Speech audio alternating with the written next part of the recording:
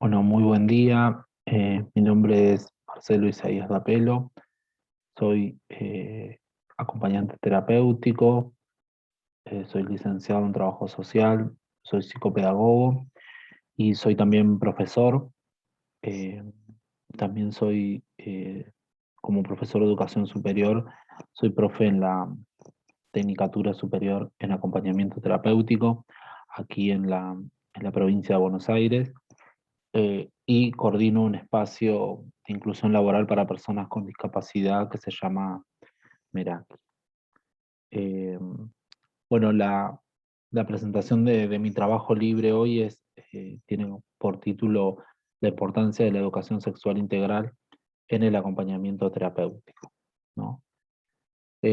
Para comenzar a describir el trabajo, bueno, contextualizar un poco lo que yo entiendo y lo que hemos vivido estos años en términos del nuevo paradigma de atención en salud mental y diversidad funcional, ¿no? Eh, Como sabemos, los últimos años, todos los que son enfoques restrictivos eh, y cuestiones, si se quiere, más ortodoxas, más normalizadoras que veníamos trayendo sobre todo durante todo el siglo XX y los últimos años de este siglo y principios del siglo XXI también. Bueno, esos enfoques van quedando de lado y se están dando eh, posibilidad a que haya nuevos abordajes integrales, eh, sobre todo, ¿no?, la mirada integral para lo que es el abordaje en salud mental y diversidad funcional. En este contexto de apertura y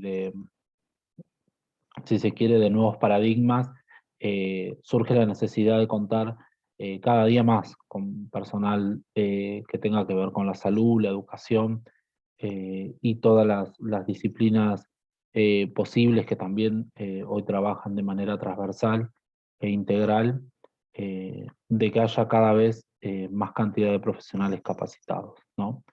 Eh, en el ejemplo de la provincia de Buenos Aires tenemos la creación de la Tecnicatura Superior en Acompañamiento Terapéutico en el año 2015. Eh, bueno, que esto también como respuesta, ¿no?, a los desafíos en el campo de la salud mental, la discapacidad y el abordaje de las personas con diversidad funcional, ha sido algo muy significativo. También, como se dio aquí en Provincia de Buenos Aires, esto a nivel terciario, también se da a nivel universitario las diferentes tecnicaturas y a lo largo del país también de la misma manera, ¿no? Pasando de aquellos cursos que hicimos los primeros acompañantes terapéuticos hace muchos años, bueno, que eran cursos de algunos meses y con mucha carga horaria en términos de formación académica, ¿no? Eh, bueno, todo este proceso de, de abordajes de nuevos paradigmas, nuevas miradas y cuestiones también en la formación profesional, también se ha ido acompañado, sobre todo en la primera parte del siglo XXI, de una legislación acorde a los tiempos que vivimos, ¿no? Eh, Hoy los tratamientos para las personas con diversidad funcional o las personas que están en situaciones de salud mental compleja deben realizarse priorizando aquellas alternativas terapéuticas que la persona elija, respetando sus derechos y promoviendo sus lazos. Aparece quizás en este contexto el acompañante terapéutico como un apoyo necesario, ¿no? Eh, y esos apoyos que también la Convención Internacional de los Derechos de las Personas con Discapacidad refieren, ¿no?, en en su objeto o en su origen. Bueno, la Ley Nacional 26.657, Derecho a la Protección en Salud Mental, también dispone la implementación de redes de promoción, prevención y asistencia en salud mental, ¿no? En las cuales tiene un lugar de relevancia los dispositivos que trabajan en la comunidad y en la vida cotidiana de las personas, como lo es el acompañante terapéutico. La regulación de la formación a través de los sistemas formales de educación de las distintas provincias, le da un encuadre profesional a esta práctica, la práctica del acompañante terapéutico, que es lo que venía mencionando en minutos anteriores. Al mismo tiempo, también hay que destacar que se va produciendo mucha bibliografía específica sobre la disciplina del acompañamiento terapéutico, que también eh, ayuda, sobre todo en este proceso de, de formación, si se quiere, profesional desde las, los institutos de educación formal o las universidades. Bueno, obviamente el acompañante terapéutico y el acompañamiento terapéutico en particular, a partir de que van pasando el tiempo, vamos ganando terreno en la esfera pública, hoy por hoy cualquier persona que esté vinculada a la diversidad funcional, a la salud mental, sabe lo que es un acompañante terapéutico, o al menos lo ha escuchado nombrar. Lo que mencionábamos recién de la formación académica y también de todo lo que es bibliografía, la nueva epistemología que se viene construyendo sobre esta disciplina, creo que nos presentan más desafíos, ¿no? De aportar y de, si se quiere, diversificar esa formación de base, eh, que bueno, que en el caso de las tecnicaturas universitarias y las tecnicaturas superiores del nivel terciario ya tiene un bagaje teórico muy importante y contenidos prescriptos en estas carreras que hacen que a lo largo de la formación de 3 o 4 años, dependiendo de la jurisdicción, tengamos un bagaje teórico mucho más grande, ¿no? Pero bueno, eh, la idea y mi objetivo de este trabajo también era presentar una, una posibilidad más, ¿no? Que la que yo entiendo que los aportes teóricos para las nuevas prácticas en acompañamiento terapéutico nos puede brindar la educación sexual integral un soporte mucho más amplio de teoría y necesario también, ¿no? Más allá en sí de la ley de educación sexual, como ciudadanos, ¿no? Nos mejora también y como referentes y responsables en temas tan importantes como es trabajar y ser un apoyo y un acompañamiento diario a las personas con diversidad funcional. Eh, Tener estos aportes de la educación sexual va a promover en nosotros saberes y habilidades para tomar decisiones conscientes y críticas en la relación en el cuidado del cuerpo, las relaciones interpersonales y el ejercicio de la sexualidad y los derechos. Yo menciono de que eh, estos aprendizajes primero los tenemos que tomar nosotros para después poder aplicarlos, ¿no? En nuestra práctica profesional diaria. Eh, a su vez, si bien hoy pareciera que se escucha ya hablar de educación sexual dentro del acompañamiento terapéutico, de perspectiva de género dentro del acompañamiento terapéutico, y de muchos conceptos claves de la ESI, también tenemos que destacar que la ley ya tiene 14 años de sancionada y que hay otros aportes teóricos más ayornados, que son obviamente los vinculados con los estudios de género, ¿no? Que resignifican un poco la propuesta clásica de la ley y a veces nos ayudan o nos dan la pauta de que es una ley que aún así la podemos poner en tensión, ¿no? No digo no cumplirla, pero sí quizás eh, poder repensarla desde otro lado, problematizarla y bueno, y no quedarnos simplemente con lo que se planteó la ley ya hace 14 años, ¿no? Eh, bueno, la ESI puede aportar al acompañamiento terapéutico o a los acompañantes terapéuticos herramientas teóricas muy importantes provenientes de los estudios de géneros interseccionales y los postcoloniales para pensar la desigualdad, el racismo y la xenofobia de manera compleja hacia las personas con diversidad funcional. Más adelante vamos a explicar un poco sobre todos estos conceptos, ¿no? De interseccionalidad y postcolonialismo. Eh, para favorecer nuestro posicionamiento profesional también frente a las familias, en el contexto institucional y frente a las propias personas que acompañamos, es imperioso poder pensar, problematizar y reflexionar sobre el cuerpo y la corporeidad, ¿no? Buscando dejar de lado las prácticas que reproducen la gordofobia y otros prejuicios que están instalados en la sociedad y en los colectivos profesionales también. Podemos además, a partir de incorporar la ESI en el acompañamiento terapéutico, problematizar discursos, miradas y posicionamientos sobre el reconocimiento de las personas con diversidad funcional como cuerpos deseantes, ¿no? Reivindicando la elegibilidad como un derecho, ¿no? Esta idea de que muchas veces se considera, muchas o casi todas, ¿no? Que las personas con diversidad funcional no son sujetos que posean cuerpos deseantes, ¿no? No se los ve como sujetos deseantes. Muchas veces no se los ve como sujetos, entonces ya partiríamos de un problema anterior incluso. Por último, en este recorrido teórico, también podemos pensar a todos los técnicos universitarios, a los técnicos superiores, como profesionales capacitados para implementar propuestas de ESI en los ámbitos institucionales o en los ámbitos comunitarios, ¿no? Bueno, los conceptos claves para pensar la ESI y sus aportes al acompañamiento terapéutico. Obviamente que la mayoría de los conceptos que van a aparecer de aquí en adelante son conceptos puros de educación sexual, bueno, de recorridos teóricos que yo mismo he hecho, de capacitaciones, de cursos, de lecturas, y bueno, fui intentando hacer una síntesis, si se quiere, de estos conceptos, intentarlos poner a la luz del pensamiento y la reflexión de lo que es la práctica diaria nuestra de acompañamiento terapéutico o del trabajo institucional o comunitario o en el ámbito cotidiano del acompañante terapéutico, ¿no?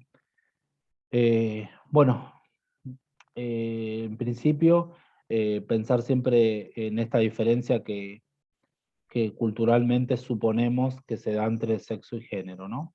Eh, Ahí tenemos que pensar también eh, que suponemos, obviamente, que el sexo refiere a lo biológico y que el género va a referir a una cuestión cultural. También debemos sumarle a esta idea de pensar estas cuestiones la, la posición de la ciencia, que es la que entendemos desde la sociedad que es la que nos da la pauta y nos describe la realidad biológica de manera objetiva y neutral, ¿no? Esto para problematizar el posicionamiento, si se quiere, de la ciencia en este sentido, ¿no? En el mismo, en el mismo camino encontramos que la medicina es quien define el sexo de la persona al momento del nacimiento, ¿no? Con la identificación de los genitales.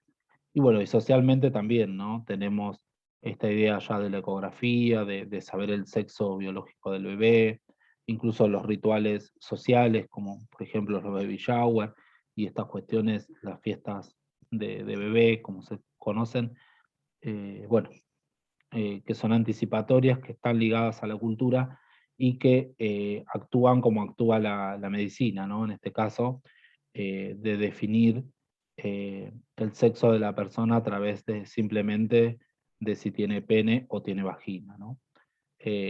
A partir de esto se da una serie de expectativas sociales sobre lo que será el sujeto, un poco lo que veníamos diciendo, ¿no? Eh, para avanzar, tenemos además que pensar lo que es normal y aceptado naturalmente por la sociedad, ¿no? Si entendemos que el sexo de la persona es el sexo biológico asignado al nacer, eh, tenemos que pensar en un concepto que es de la ESI, que conocemos como heteronormatividad, ¿no? Pensar además que la persona que nace con sexo masculino va a intentar relacionarse con personas del sexo opuesto, o sea, con mujeres, y lo mismo las personas que nacen con sexo femenino van a relacionarse con su opuesto, que sería el sexo masculino. Acá hablamos de heteronormatividad, y esta heteronormatividad está vinculada a la heterosexualidad como norma, ¿no? Y como única manera de pararse y ver las cosas, de una manera binaria, ¿no?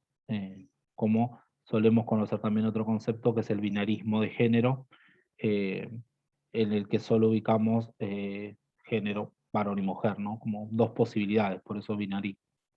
Eh, Obviamente la familia como institución privilegiada en nuestra sociedad y el resto de las instituciones, sobre todo las escolares, son las que van reproduciendo y construyendo esta idea de heteronormatividad, ¿no? uno de los objetivos de la educación sexual integral es poder romper con esta tradición, ¿no? Y un desafío, pienso yo, para el acompañamiento terapéutico debería ser poder lograrlo, ¿no? Poder desterrar esta idea de heteronormatividad. Bueno, para poder lograrlo, es fundamental comprender que esta tradición no solo refiere a la orientación sexual, sino que también a la justificación de desigualdades de género.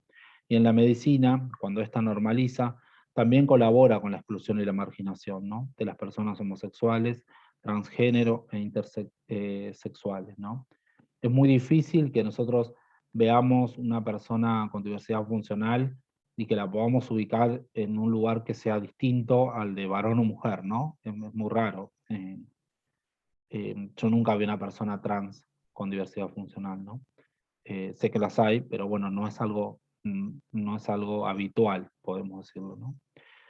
Bueno, el acompañamiento terapéutico va a tener como desafío problematizar y revisar las propias prácticas, con el objetivo de apartarse definitivamente de esta tradición heteronormativa y de otras más, ¿no? Em, y quizás, que es una de las cosas que a mí se me ocurre para esta presentación, esta idea de apartarse definitivamente de esto, dejar de naturalizar estas ideas, se va a encontrar en la formación de los acompañantes terapéuticos, ¿no? En el nivel superior y en el nivel universitario, es donde vamos a encontrar, además obviamente de la formación que deberíamos tener como ciudadanos desde el nivel inicial, nivel primario y nivel secundario. Pero en este sentido me parece que la clave está en la formación en el nivel superior terciario y en el nivel universitario. Bueno, aquí podemos plantear un interrogante, ¿no? En nuestra formación de acompañantes terapéuticos, ¿se abordó la ESI? ¿Nos enseñaron algo? ¿Aprendimos algo? Traba- ¿Trabajamos algo? ¿Se aborda la ESI en los institutos superiores, en las universidades? Bueno, y si además de que si se aborda, si este abordaje es transversal al ciclo de formación, ¿no? Si es un trabajo que podemos hacer en los 3 o 4 años que estemos en la carrera, que podemos compartir con otras carreras, y no solo trabajar la semana de la ESI o trabajar con algún profe que tiene perspectiva de género o que es copado o lo que fuere, ¿no? O que es moderno, como dicen a veces, sino que esto está por ley y debería cumplirse. Y las personas que están estudiando acompañamiento terapéutico y las personas que somos docentes y estamos encargados de la formación de los mismos, eh, saber que como docentes estamos obligados y los estudiantes saber que es un derecho recibir formación en educación sexual integral. Bueno, otro concepto para abordar la educación sexual integral desde el acompañamiento terapéutico es la desigualdad de género, ¿no? Y para pensar el concepto de desigualdad de género, yo planteo que revisemos los conceptos de interseccionalidad y poscolonialidad. Si hablamos de interseccionalidad, no vamos a hablar de un concepto teórico que podamos definirlo siempre de antemano, ¿no? Porque si hablamos de interseccionalidad, sería, yo lo intento decir así para que se comprenda, la suma de desigualdades, la suma de discriminación, de dominación, ¿no? Eh, y bueno, nunca vamos a poder definir de antemano dónde van a estar las desigualdades o la dominación, porque justamente en la interseccionalidad se entrecruzan, ¿no? Las distintas desigualdades, si se quiere. Y acá, bueno, con estas tres ideas que tenemos en esta placa, por ahí podemos comprenderlo un poco mejor. Bueno, hay que comprender que las implicaciones concretas entre raza, género y clase social, porque son estas imbricaciones las que traman experiencias que pueden vivirse de diversas maneras, ¿no? No vamos a poder generalizar que el género, la raza o la clase social de las personas con diversidad funcional eh, vamos a poder definirlas de antemano, como decíamos, o vamos a poder decir, generalizar una situación. Esto no va a poder darse porque se, se producen diversas discriminaciones, desigualdades, como miradas hay, como contextos culturales, sociales y económicos hay, como contextos institucionales existen, es un poco más complejo, ¿no? Las desigualdades de género suelen ser racializadas, ¿no? esto vinculado a la raza, y las desigualdades socioraciales suelen ser generizadas. En este sentido debemos pensar cuántas de las desigualdades antes mencionadas naturalizamos diariamente en el ejercicio de nuestra profesión como acompañantes terapéuticos, ¿no? ¿Qué mirada tenemos hacia una persona con diversidad funcional que vive en una villa, ¿no? Y a su vez, si esa persona con diversidad funcional es mujer, eh, tiene otra connotación y la desigualdad se acentúa. Y si a su vez esa persona tiene un diagnóstico o un tipo de discapacidad, una multidiscapacidad, vamos a suponer, esto también es subjetivo, pero las que entendemos como más complejas podemos pensar, va a haber otra desigualdad más, ¿se comprende?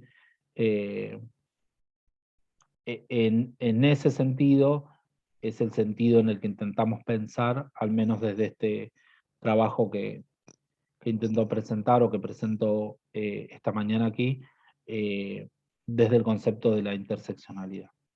Bueno, incorporar este paradigma en la formación de base y en la práctica profesional de los acompañantes supone una reformulación epistemológica, obviamente, y también va a significar e implicar modificar o revisar los posicionamientos subjetivos, los abordajes conceptuales y prácticos, ya que desde este paradigma es posible abordar experiencias de desigualdad y exclusión de las personas que acompañamos como interseccionales, ¿no? Esto que yo decía, poder darnos la posibilidad de pensar nuestra propia práctica y ver cómo reproducimos las desigualdades o cómo profundizamos esas desigualdades a partir de las condiciones y de los contextos en que las personas que acompañamos se encuentran.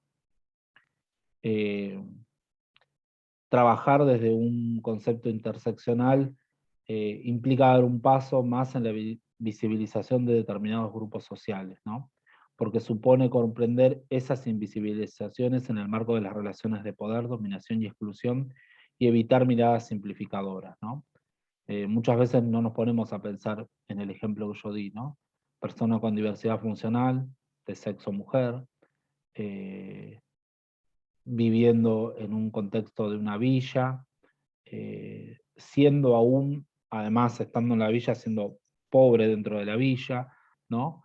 Y bueno, y cualquier otra, eh, si se quiere, o cualquier otro concepto que pueda implicar excluir más a la persona, ¿no? O interpretarla socialmente desde algún tipo de paradigma. Ahí siempre va a haber poder, dominación, exclusión y miradas simplificadoras. En líneas generales, muchas de los usuarios que tienen una clase social más baja tienen obras sociales también que para los acompañantes terapéuticos o cualquier otro profesional, hoy lo vemos en las publicaciones, en los pedidos de acompañante terapéutico o de otras terapias que no se toman, ¿no? Tiene determinada obra social, no trabajo porque paga poco, porque no paga, porque es irregular, porque la obra social está intervenida. Bueno, eh, seguramente una persona con diversidad funcional que tiene la mejor prepaga del país no va a tener el inconveniente de la persona con diversidad funcional que tiene una de las peores obras sociales del país, ¿no? O la que menos fama tiene. Eh, y bueno, siempre desde nuestro posicionamiento subjetivo, evitar miradas simplificadoras sobre estos temas, ¿no? Poder pensarlos y repensarlos, y vuelvo a decir, me parece sustancioso que esto se dé en el seno de la formación de los acompañantes terapéuticos. Bueno, por último, una perspectiva interseccional nos va a permitir poner en tensión posicionamientos y miradas tradicionales sobre estos grupos sociales y clasificar y jerarquizar y relacionar las invisibilidades. Bueno, un poco de lo que yo venía diciendo, ¿no? Intenté poner quizás ejemplos para comprender un poco más esta idea de interseccionalidad a la hora de analizar las desigualdades en los grupos de personas con diversidad funcional y el trabajo del acompañante terapéutico, ¿no? O el posicionamiento que tenemos como profesionales de la salud mental y la discapacidad. Bueno, lo postcolonial y lo decolonial nos invitan a pensar las tensiones entre la superación de lo que llamamos colonialismo y la persistencia de la colonialidad. Los estudios postcoloniales se detienen específicamente ¿Cómo podemos pensar al colonialismo desde las subjetividades de los sujetos colonizados? Pareciera que estamos hablando de conceptos muy abstractos, pero ahora en la medida que avanzamos vamos a ir entendiendo por qué hablamos de colonialismo y de sujetos colonizados, ¿no? Vamos a un ejemplo. Si tomamos como punto de partida las imágenes y miradas sobre los cuerpos de las personas que acompañamos, nos encontramos con ideas que se construyen en torno a lo normal y a lo anormal, lo bello, lo feo, lo excéntrico, lo marginal, lo aceptable y lo que no. Qué tema, ¿no? Y qué punto el tema de la corporeidad o de la imagen corporal o la imagen visible, si se quiere, de las personas con diversidad funcional. Pensemos que ya hay muchas dificultades con la imagen y el cuerpo de las personas que no tenemos diversidad funcional. Imaginémonos la tensión quizás que se da, la normalización de situaciones, los dichos, las miradas, bueno, todo lo que vivimos a diario lo vivimos como sociedad, y una vez más, en personas con diversidad funcional esto se ve más profundizado, ¿no? Eh, más sí, más profundizado, más marcado, si se quiere.